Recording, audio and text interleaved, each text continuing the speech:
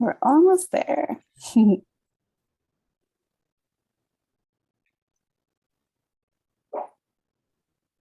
We are live streaming. Hello and welcome, everyone. I'm Becky with Malvern Books.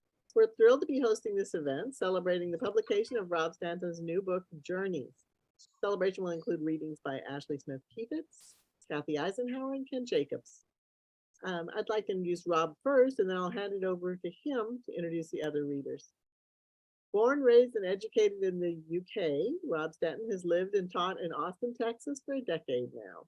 He is the author of The Method, penned in the Margins Press, 2011, as well as Journeys, the book we're celebrating today, from Knives, Forks, and Spoons in 2022, plus Chapbooks Trip, also from Knives, Forks, and Spoons, and in collaboration with Colin Winborn, Takes Cuts, also from Knives, Forks, and Spoons, 2017. Rob?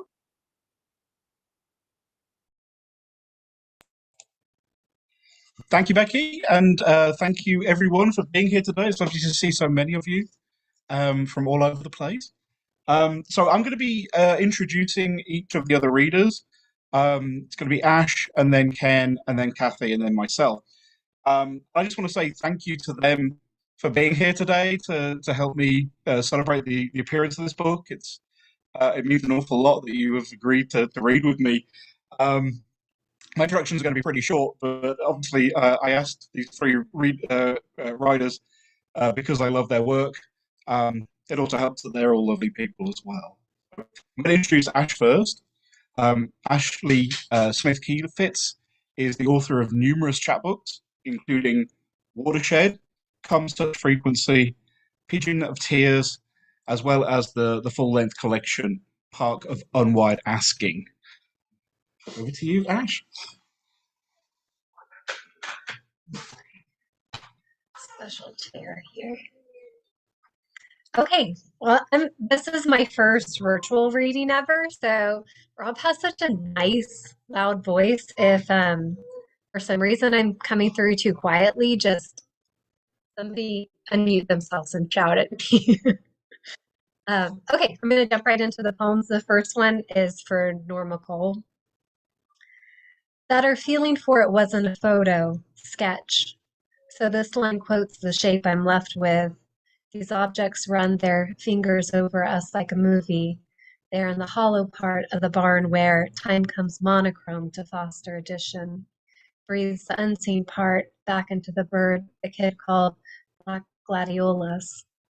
This was the part of me I needed, so the title repeats in every frame, but only in retrospect.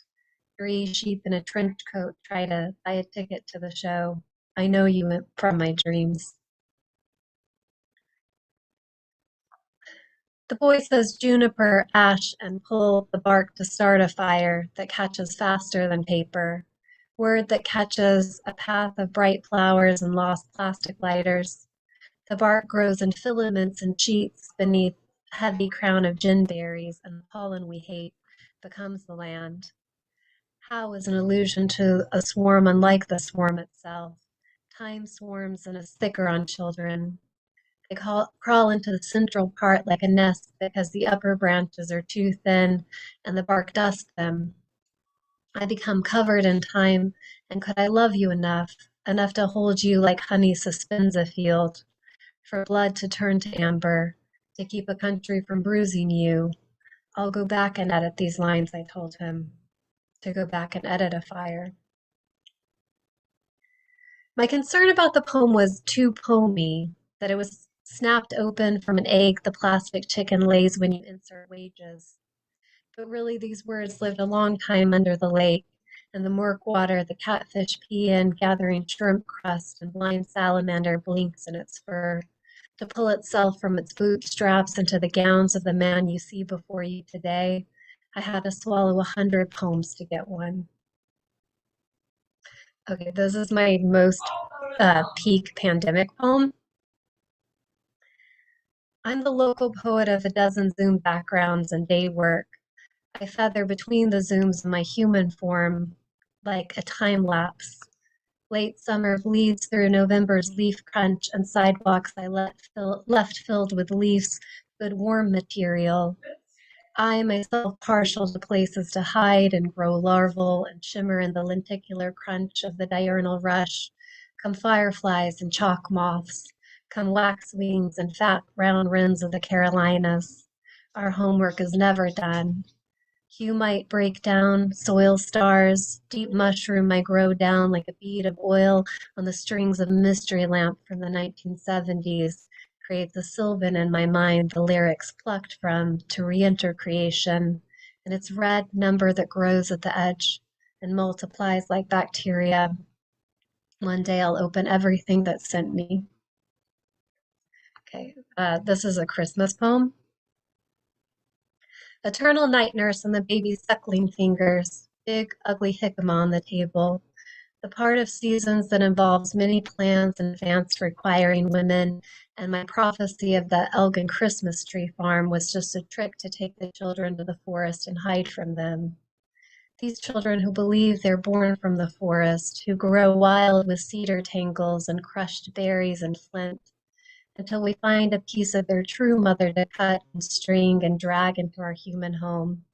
They suck from the meat of her branches and dress her in globes. They make a song to turn our bones hollow like winter birds magnetized to one another. Night heron, egret, great kiskadee. Your voice is like a needle threading cranberries, and the oranges we sliced so thin and sprinkled with cinnamon and cooked until they became open windows the blue night shines through. To take a break from skin and its adornment, we hold our fistful of tassel at night for the ghosts to eat. We stroke them with water and bathe them in words. They curse us to cover the fish and salt. They curse us to take an ocean. They curse us to write about what can't talk. This next poem is for C.J. Martin and Julia Drescher. And I think they're in attendance today, so that's cool. Of the 87 kinds of mosquito bites that comprise their legs, you get the bill and then you get bit until you become the thing, made atomic by repetition. The bleeding made wings, the skin's a fuzz of, but the parents never eat. Unlike me, he'll taste anything they put in my hands. Green rockets of small lime clover with tiny pink come open in equal measure to my forgetting of the inside of buildings that surround us. To become used to not going in, entangled in twigs and domesticity, and talking more to people in the street. The idea that to put a microphone in a mask could amplify the person inside, and the report that you could measure the inside of a tree by sound. Put tiny pins in a ring, ping them, and the inside comes back as an image. Describe the amount of things but in buckets. The silence manages the rest of the silence. Wounds to live by. A kind of sunburn from not wanting to stop talking in the sun, sycamore. How hard it is for me to shake the disease that takes all of my time. Itchy taste of wild grapes, fake lashes, but magnetic look to this wasp. This bark sheds hollow legs and seeds like a brain we who long to learn its shiver song of gray-green underwriting. Winds a thread back, leaf locks lace me up, sound of chickens to the back. It's hard to know what a child's hand will look like when they're older because they all have this hand to wear for a while, little fat hand of curiosity pressing on my cheek to gauge its depth. Write the world you have in front of you into wanting it, but I do. Endeavor to be your own governor. Tiny moths that collect in a house's corners and cocoon chew through us. Bugs take to the edges of screen and sleep all winter, like candles plunged in cold water. Where else would they go? Who pin us to summer and never go dry? Make a seal of November, brittleweed, heartleaf, aster, eyelid blue, and the riddle. To fill the bucket with a hole, you had to throw it in the lake. But the city was so wide I couldn't tell if it was larger when no one was here.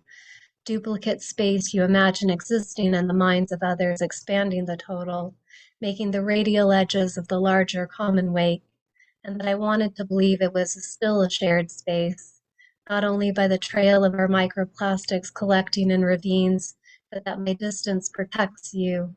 I who always want to touch and sink my fingers deeper into the paint, who could feel her feathers when you said you saw the owl in her sycamore harbor still there, or I heard the eyes of the 10-inch shark were made from pure darkness, like the nearest star to dark, and water keeps pouring in through the hole like the heart drags a lake. Then this next one I put in here because of Katie. So, and then I have one more after that. Discussion of how people have stripes, cats, and bees can see but remain invisible to oneself. Meaning no one species comprises the entirety of the picture, each a window into, and then the 2-year-old says toenails is a bad word and wants to call them toe leaves. These things that grow and shed at the end of our branches. But a book says the leaves are more like eyes, that scaled ancestors had extra ones atop their heads to coordinate the body's vast suits of circadian cells, which then sunk inside the skull. What you can see only in time, that the audience are stamps of light. You who gave the cave a mouth could have done so differently, now that what the baby plays with is a 3D graffiti. Nothing that has tried to kill me has failed. So, request for a poem that is greater than 95% effective, and why are all these flowers called warts? Whole knotted seas of tiny purple fist of this wart named for spiders, and the word that caused my cells to make the protein for your name. Tiny synthesizer pulsing at the nucleus distributes hazy pollen and a wish to rush the crowd again, to comprise the field. And how to be saved means money will peel me from home, and to barely see the baby is a different prison I'll trade for protection. I cover these hot thoughts in honey and set them in a stream of flowers. That a wart is also a kind of liquid, a mash when the grain is malted and sweet, the thing before it's eaten. I crack the autumn leaves open with a stroller, and the baby makes a sound for birds. And the boy makes a bow drill kit with an arch stick and a string, which twirls another stick and sets fires.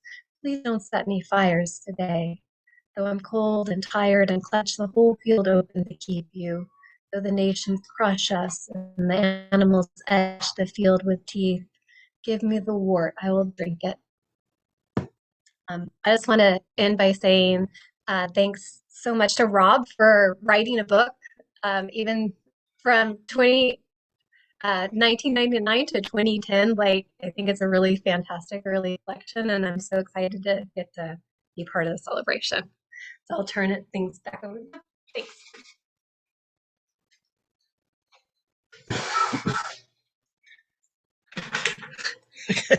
Thank you so much, Ash. Okay, so our next reader is Ken Jacobs. Ken is the author of chapbooks Sooner and Unmet, and also numerous digital projects as well. Thank you, Ken. Take it away. Mute. There we go. Thank you, Rob, for inviting me and including me in this. I really appreciate it. And like Ash, this is my first time doing a reading in this kind of structure, so bear with me, I guess. I'm going to read some prose poems from a pre-Trump manuscript that I never really did anything with, but that I continue to like, and a recent series that I'm continuing to work on, but seems to be going slowly. So I'll just start out, and I'll just move through the poems fairly rapidly. By which champion motions toward the wood and scrub pile that you gathered with a grunt. Toss another mid-sized limb on. By which, with a little more light, seen just how strands draw long shadows up the brow, mar the relation between divination and intuition, like the slow learning of toads toward a mastery of your tongue. What is not so silent in his speech, the comma, the semicolon emanating from the snapping of an asphyxiating diaphragm of phlegm. That's what telepathy is. You're thinking as champion stares you down in a gentle way. Off to the church with zipper down, the chauffeur, one hand on the wheel, warming you up for the ceremony. Feels like that on the commute to work almost every day. The stubborn politeness that stands in for public safety is a formal arousal. No rear ends, no front ends, no side swipes, if it can be helped. And when accident is not the excuse, it's a death wish or disorder that explains it. So you're aroused and you get down to it, hands at the keyboard, confessing all your secrets to the structured collector of data I'm meant for. Waiting to get caught is waiting for everything to occur. The deferment of judgment is all the sanction people need to go on living as if it didn't matter. A stiff drink is a stiff drink after all, in the end, by rights. All the malleable FaceTime with my machine mars the finality of never having, observing never will have, as a class of defenestration that wants the creature and then is the creature, considering everyone disintegrates into the universal neuter with those capabilities. Just imagine you're an ageless technology like the Fontanelle, expiring and ticketed. What else? Radiant radiance.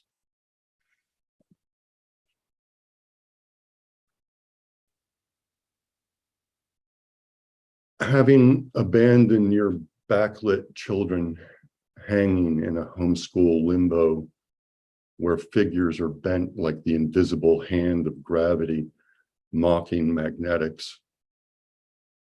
No one wants to play anymore, and this nostalgia for play is not only damaging, but kind of silly.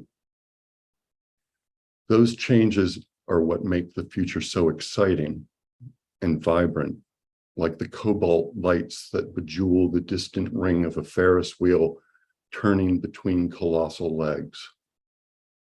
Not really.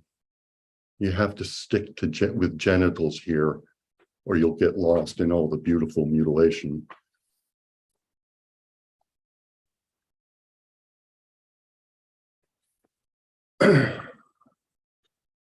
Love's long shadow coiled in the ticketed queue, masquerading as shallow breath, holding hostage the high altitude.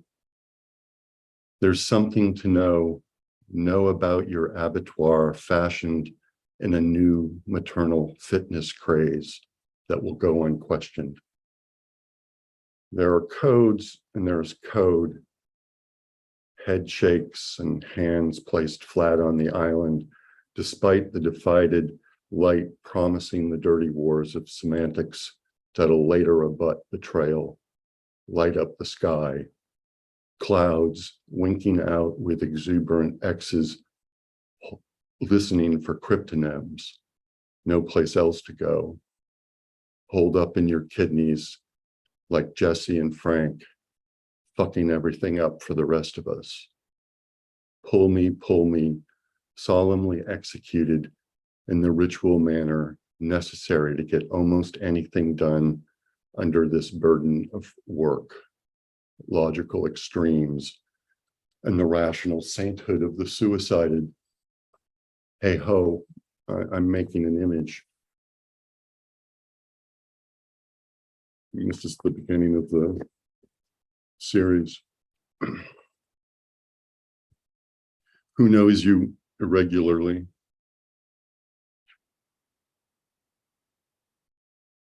Never been and never will have gone now.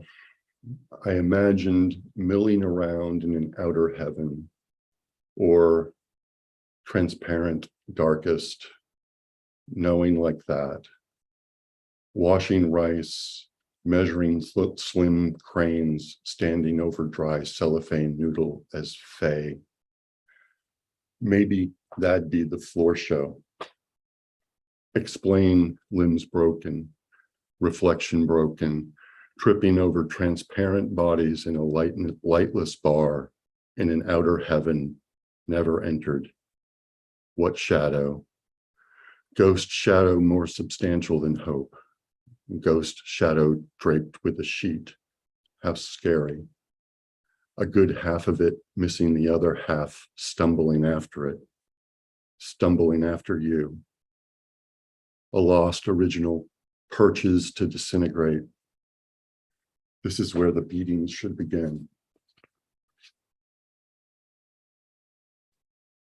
I get the news like you, often absurd grimace, street surface shifting towards a blinding follow-up, slow dance and absent-minded twerks in the far corner. Fashion all the caring you can into a withdrawal after emptying yourself out. Light breath in your crook almost out into an excuse, grimace and glare, a mixed state, sniffing after.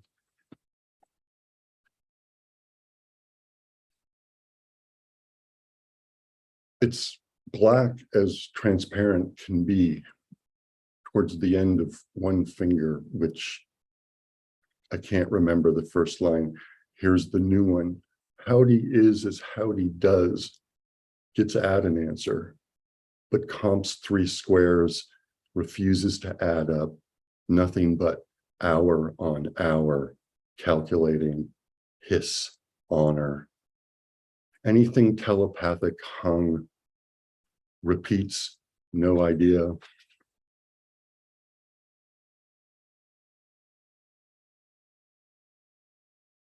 Surprised I'm human in that person's smiling, natural as can be. My grounding sustained by liturgies of nonsense, a provision I can speak out loud from. Drawn breath, a drawn weapon, speaking after absence, silence, self-restraint. So what is in a complex feeling of propriety, misread complex forever as a complex sense of propriety that should be so, that I draw letters, block out, head a block, letters block out, blocked out, no bottom, having lost that falling feeling. That's it. Thanks. Thanks again, Rob. I'm really looking forward to getting your book and reading it. We just ordered it from Malvern. So talk to you all later. Oh, thank you so much, Ken. That was great. So our next speaker is Cathy Eisenhower.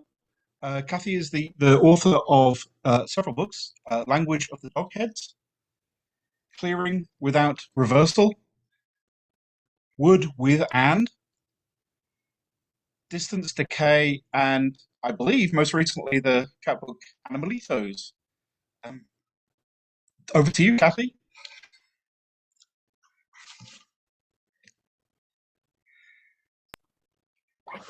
Unmute. Thank you, Rob, for, like, as Ash said, for writing this book. I'm really looking forward to reading it. And this is great. It's so nice to see you and Ash and just be sort of reconnected with Boston people. And thanks everybody for coming to celebrate Rob. He's very worthy of celebration. I'm gonna read a few poems. This one is a very Austin poem. It's sort of inspired by Laguna Gloria. I thought Rob would appreciate that. There's water lapping very far away in inches. The river wall of the rich people's lawn withstood lapping by water distinctly of a color yet to be named. the clay mouths of pots rising a bit up out of the bank to be filled and emptied as the liquid rises and falls, leaving some water dark in the dark bottom of the pots painted with algae and arrival. Hiding keys in the many folds of a thing with many folds keeps anyone from unlocking the reason for water shooting out of the cartoon rabbit's eye holes. Put an object under the pot for when one forgets the method of entering. Remove one object after one object after one object ad infinitum from a pocket weakly stitched. That is not a burial alive under pocket objects in the very hottest sun shaft. They are merely talking under the sun, so hot they must ignore it. That the joint was smeared with menstrual blood came out many years later and was misunderstood, as was the sun.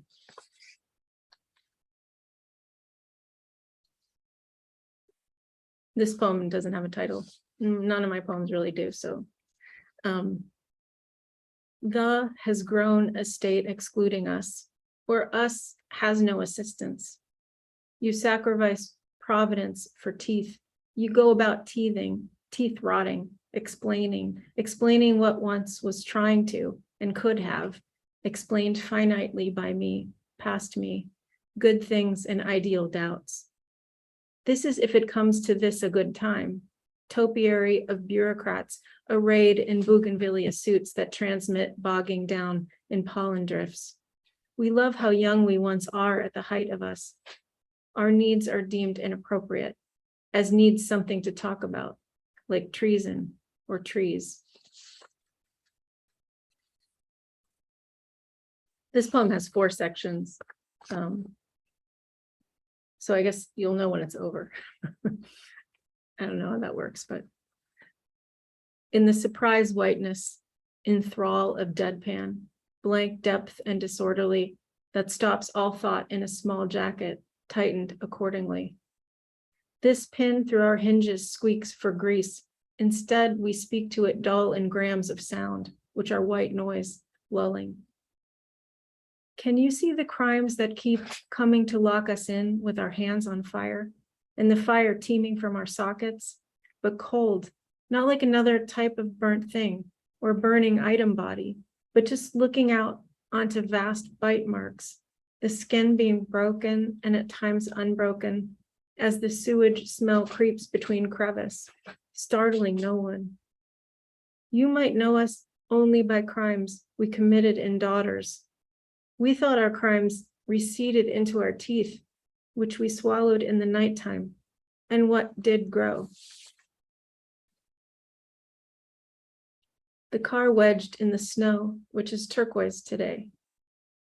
The backseat children froze at open windows, while they is not real, and the track they attempts proves they cares for something, though they fails at caring in failing times they lifts into a box for keeps.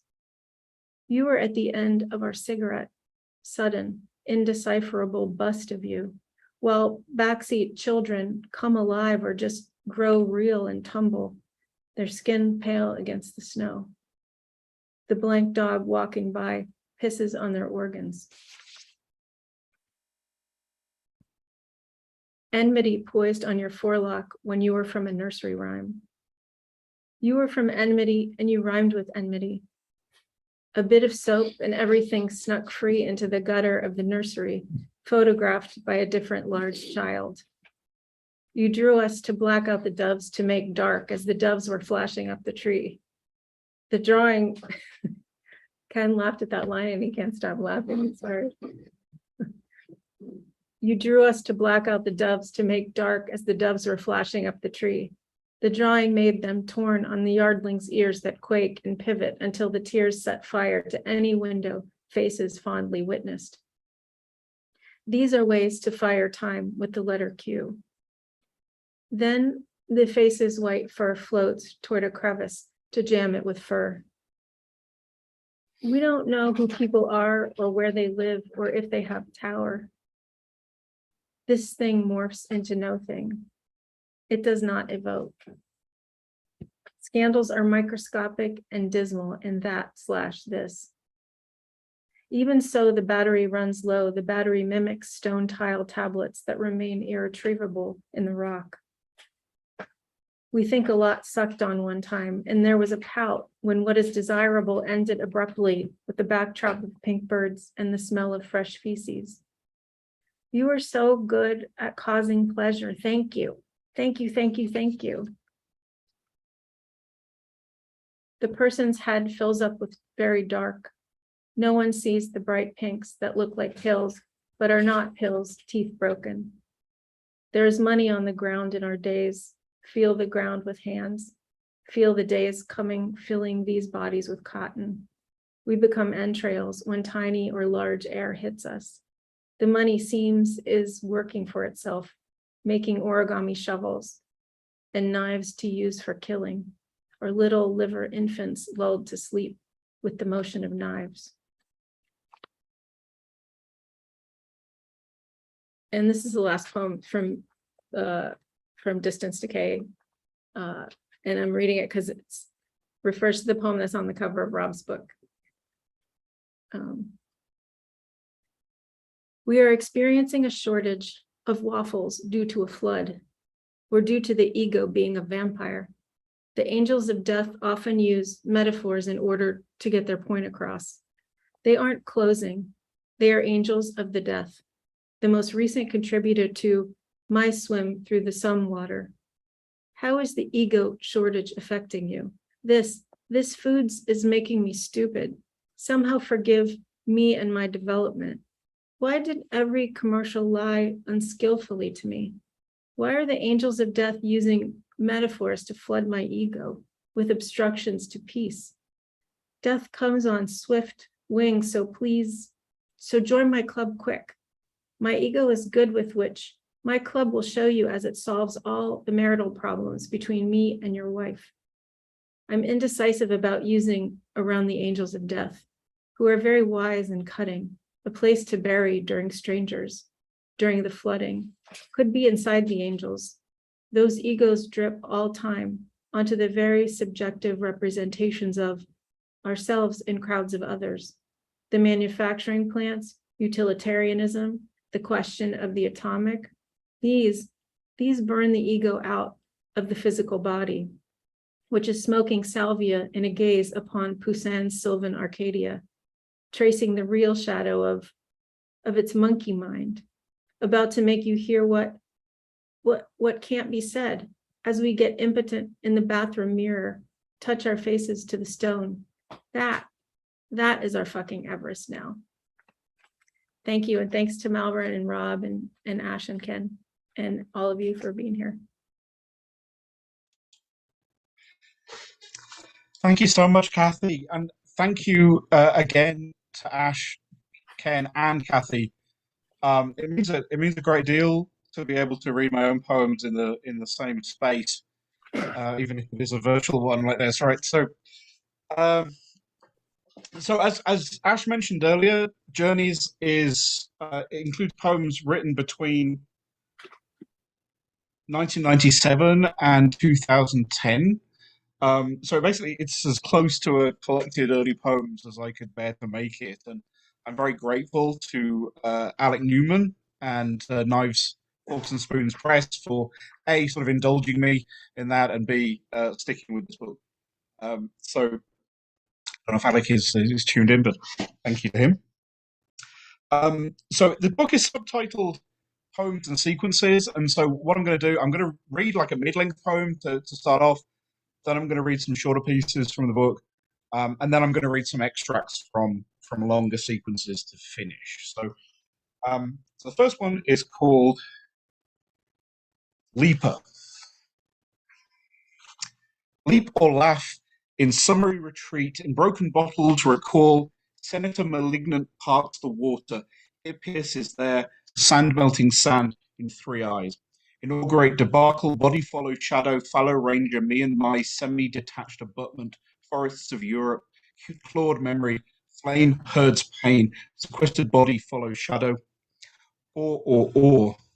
Densely packed multitudes, summoned back rebarbative, oil, ales, alibi, soiled spiel, sanctifies one more time, summer imagines winter, sight gets sight. Exact blurb capitulates. Tell me anything. Fake garb plus gadget plus one needlessly provoking weekend. Assured power crumbled. 3 little words really quite gone. Yeah, like right. Proportion emptied out. Amplitudinous. Calling forth full knowledge's crimes. Broken to know man the monarch. Visible prospectus extricating follows you down. Rattlesnake, rattlesnake, make her mind. Break mere gate as fast as you can. Voice forming, tea taken. Lines make noise. Confirm, fine, them, serve, trite, tact. Tribe answers questionnaire, that dangerous mass, taking depositions, making statements, pulling apart, nothing but sea between, limp lights, another fine performative. Either ether, garden is illuminated invisibly.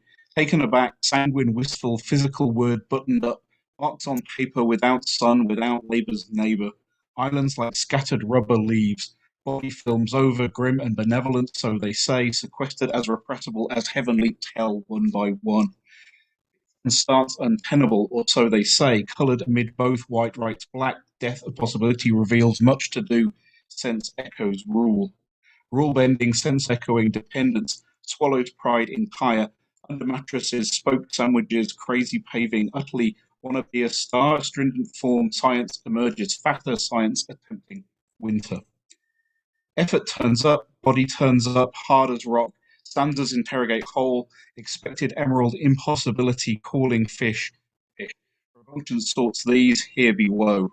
Knee-high in discarded effervescence, reality TV goes limp in plastered Paris uplift, clasp, casp, glance, grab, and other important frames, damn stupid things. Another fun proposition, getting the ghosts together again. Departing say it ain't, cheap roam aloft, sea to shining seam, extinct, never in this world. In this world, insurgents requiring math, guile, gumption, drive, substance books, illimitable, deserts see deserts, copious laughter embraces everything. Straightforward oxymoron, arcane, attack, avalanche.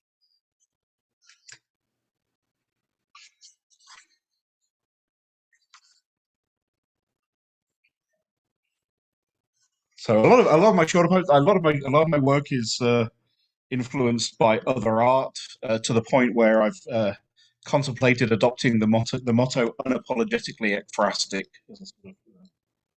So this one is inspired by William Blake's image, Elohim creating Adam. The poem's called Reciprocity. This fingered wound defies catharsis. We reforge our bond. We wear each other's eyes.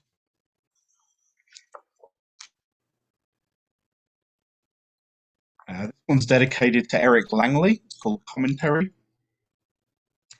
Origins, beginnings which we expect, potentia, all breathing or air becoming something like the breath breathed into. Almost an arrow shape. Source image, makes sky, sky, and earth, earth. Lovely reinvestiture, allowed completeness, calmly getting stuff done, just smudging boundaries perhaps, distinctions further blurred. Brackets here are happy containers too, happy sweeping beasts. They are their own spires, lamps which hung down into otherwise airy space on big long chains, and then one moves, almost nudges me into thinking that. Often find myself quite useless in the real world after. What I feel is a conflation, kind of tactile space, contains the whole thing in a small place. Is a single word lonely? Seems to live alone a bit.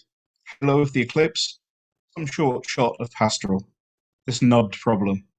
Everything now seems to be slippery. I earn some mercy, I abject bow. I'll give myself a talking to as I scrub up and brush teeth. Try out a few normal sentences. Give it a new, more pleasant tenor. We will get ourselves a nice rock, a diamond, fine and delicate, said better.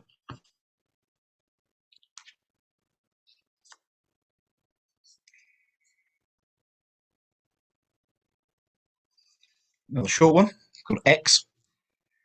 Body wants harsher.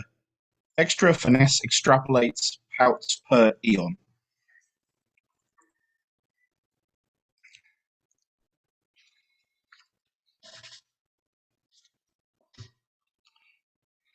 Now, a couple of poems dedicated to other poets. This one is for Ray Armentrout, and I'd chosen to read this before I knew you were going to be here, Ray. So, but thank you. So this is the title's a nudge to the late and mostly unlamented Donald Rumsfeld's Known Unknowns. Moth's pivotal state of emergency rewound. Engrossing, penetrating, not entirely unlike play. Sky the colour of bruises opens. Names, so to speak, unitively. With everything figuration, nothing aligns perfectly. Undulant snake urging itself upon itself. Lilac night pinned on the moon. More truly valid dreams of reprimand. Even a just reward is degradation. Debunking easy comforts one by one. Tone row of oaks stops one short. Legion of flies declaring trash can heaven. And then this one's for Susan Howe. It's called Errand. Ox-headed angels, sea axe, seesaw. Incubus, aquabus, Erebus. Insurance pens caution. Humanity's late field. Frequent ecstatic smallholding. Zeal pressed differently. Weapons found music. Hereafter permanence. A cephalous heartbeat wanton. Words swerve target. Air mere timbre. Himmel shimmer grammar.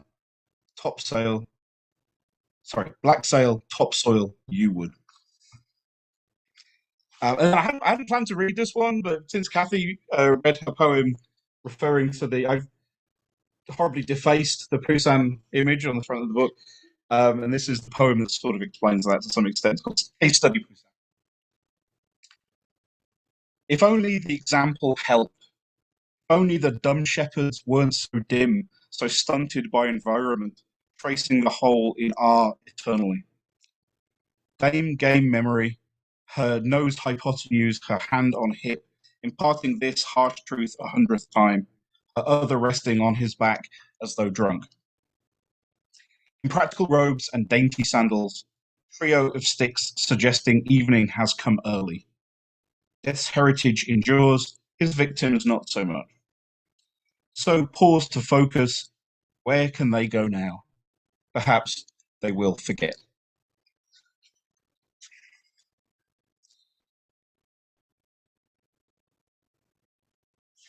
And then, as I said before, I'm gonna read some extracts from longer sequences. So this first set are from a longer poem called Wells. 1.1. Dawn is not what she was. Wars and illness make the most. Each of her books is one.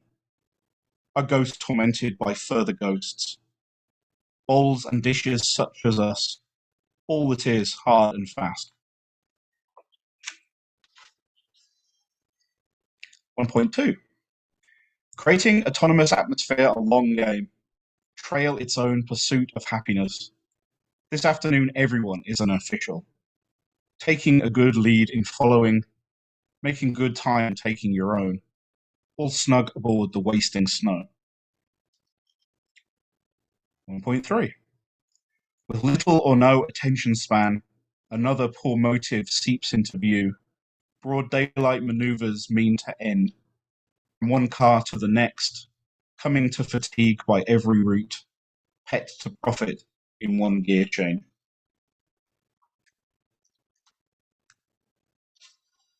And 2.1. I wrote a brand new wagon. I get to keep this part. I feel appropriately challenged and supported. I was comfortable not knowing that. I served a sea of surfaces. I am, admit it, alive.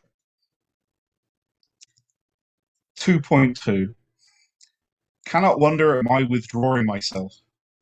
These marshals positioned round the room. Slight, unprecious passage out of sleep. Feed the dead on scrambled eggs. Compel an existing individual to exist. whole lobster pots full of non-discrete conclusion. 2.3. The future doesn't exist in English. Who has seen the target page? Who expects to do what portal? Credited elastic enough to fit. What could such a one expect? Mute worry and the threshing floor beforehand.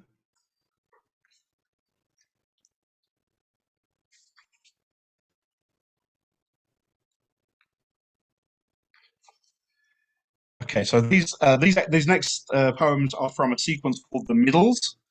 That's the middle with an apostrophe S at the end. Each of the sections of this is prefaced by one of the definitions from Flaubert's Dictionary of Received Ideas in the Jacques Barson translation. So I'll read the definitions first and then the poem. Right? So 1, preoccupation is active and faithful in proportion to one's immobility, which in turn is caused by the depths of one's absorption. My cubicle is not my own, more palimpsest of local timed occupancies, mine being now. The air is burning outdoors. There's no such flare here.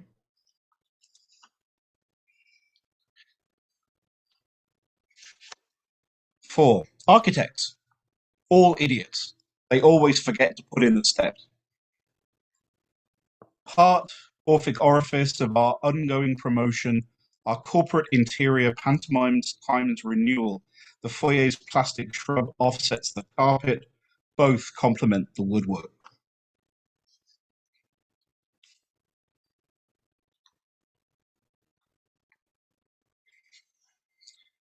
"12. Method, of no use whatsoever.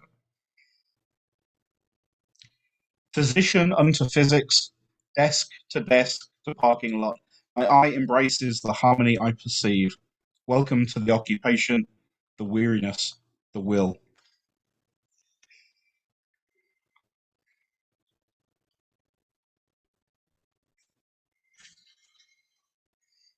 And then 21, assassin. Always a coward, even when he acted with daring and courage, yet less reprehensible than a firebug. Carbonated, carbon-dated, calcified. Was me, is now upgraded, software hardwired, simultaneously sluggish and upbeat. Having real trouble observing gravity's insoluble levity.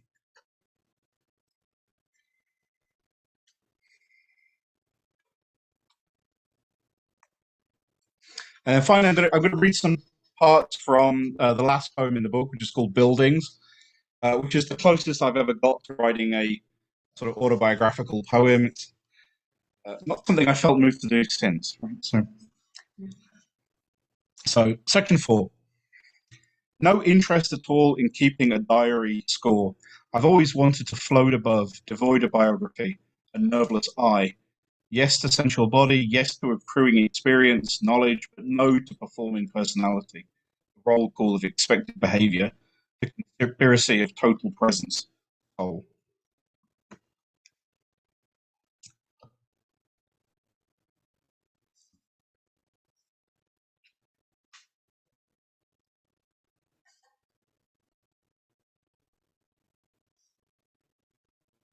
Eight.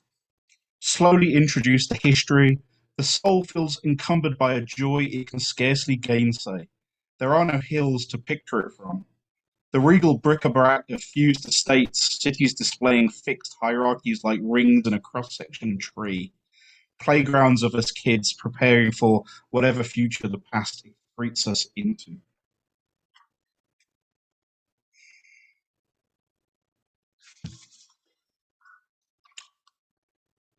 "19.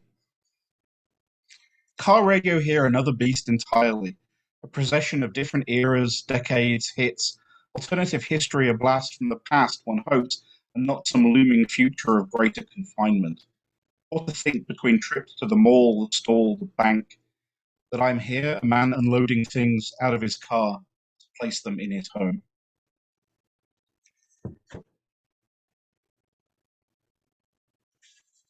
And then finally, 26.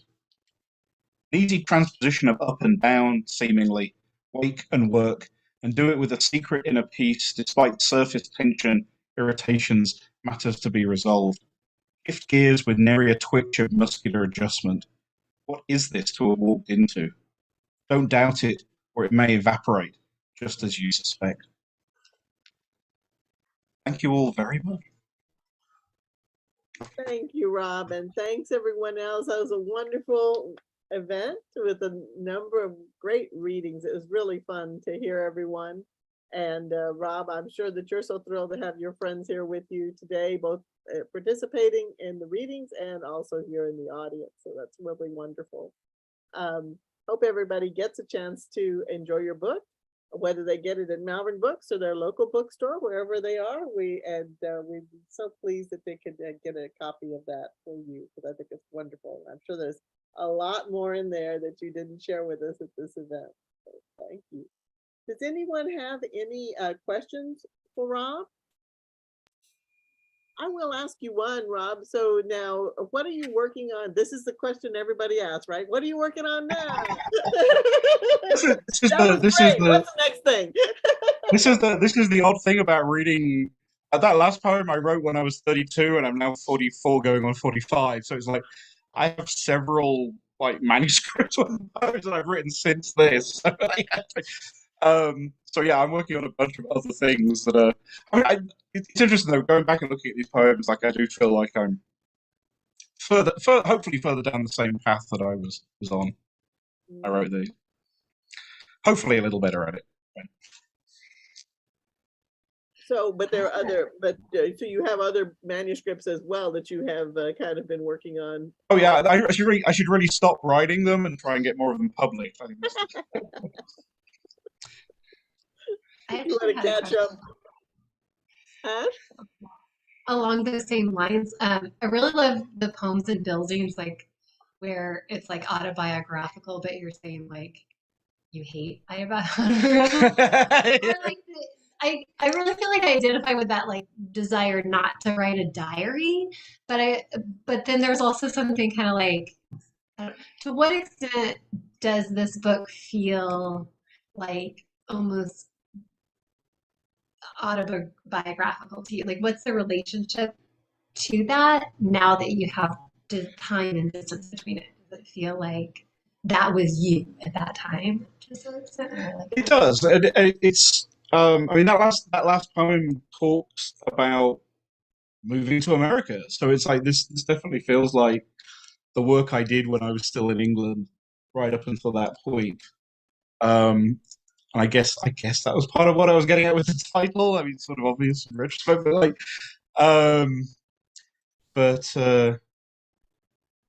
yeah, it does feel like this is one chapter, and then other things happen afterwards. Part of the result of having a really good editor, Tom Cheevers, penning the margins for my first book, The Method, and he had lots of really good advice about basically editing down the manuscript and bringing different things together, and it left a lot of things out, and this book sort of gathers those together.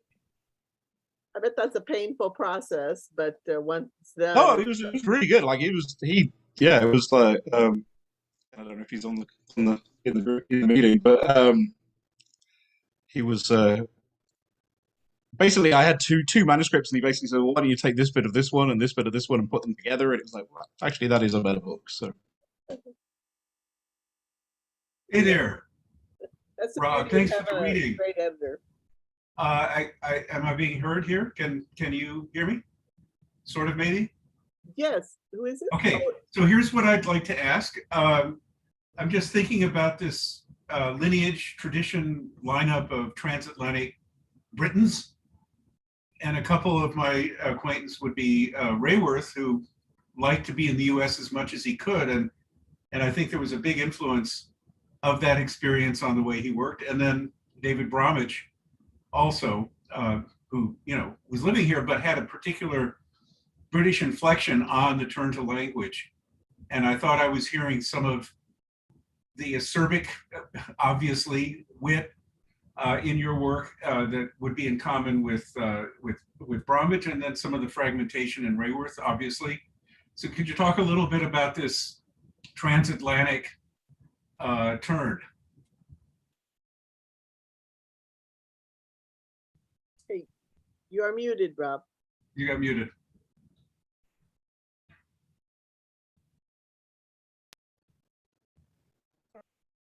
There you go.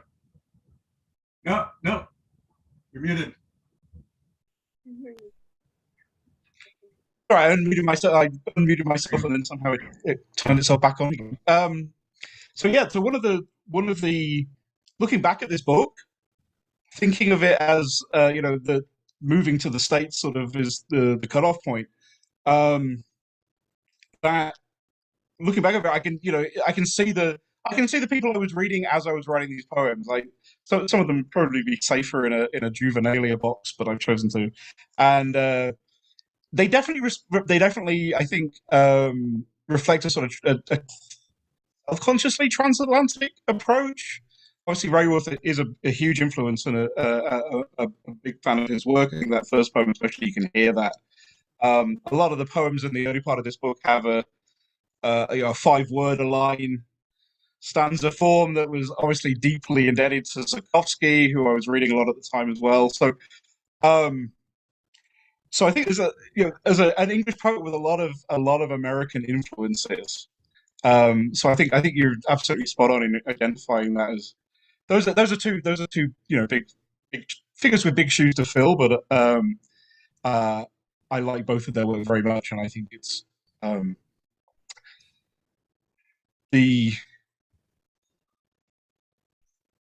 it was interesting. I as an English poet with a big interest in American poetry, I think I'd always assumed that I was going to end up in the States at some point. And then the actual history of how that happened turned out to be fairly random. So it's interesting this book sort of yeah, that's exactly that sort of it's interesting this book sort of, again, without really planning it to, this book sort of documents that. Not sure if that really answers your question, Barrett. But... Oh, it certainly does. I mean, just opens up a conversation. And what about Bromwich? Because I mean, when thinking of some of the very Wittgenstein influenced works of his, when you were numbering things, obviously, I'm thinking Wittgenstein a little bit. Yes, again, that's like a sort of atomistic, axiomatic thing is something I definitely, it's something I incorporate in my writing so much that I try and wean myself off it a little bit. But yeah, I think I think of both of those, both Bromwich and Rayworth, as poets of wit in the larger sense of that word, not just in terms of sort of humor of their work, but also the incisiveness. That's definitely something I aspire to. Whether I achieve it or not is be up to the reader.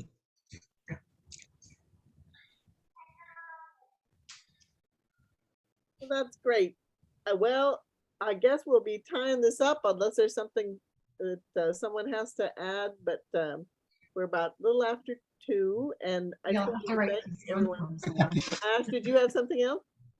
I was just saying Rob and Cathy had one, but now the rest of us have to write a song poem to round. That's the assignment after this read. Yeah, I feel sort of sheepish about this. Those of you who haven't seen the cover, again, holding it up is not the best, but you can see I've sort of inverted the painting and I've redacted everyone's eyes. I feel a little sheepish that Alex at Knives, Forks and Spoons has credited me as the artist on the back, and it feels a little presumptuous, to say the least. Well, thank you so much, Rob. It was a pleasure to hear from you, and we're so happy to be able to celebrate with you the launch of your new book. That's wonderful, and it's great to see everyone here. So thanks again. I feel like I should say, for all of you who don't yet have the book, please do order it through Malvern. Well, we really appreciate that. Thank you so much. And if you're in Austin, we'd love to see you here in town. And if not, thank you. Thank you so much, and have a wonderful rest of the day. And again, good to see everyone. Take care.